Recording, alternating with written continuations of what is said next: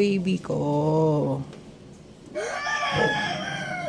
Nakulong ikaw dyan. Kasi bakit ka dyan pumasok?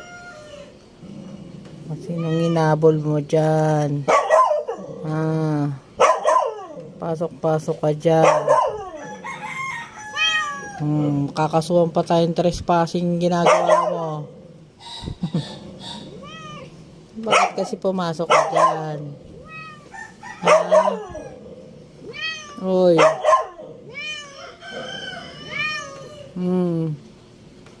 Wait tayo nang maglalabas sa'yo.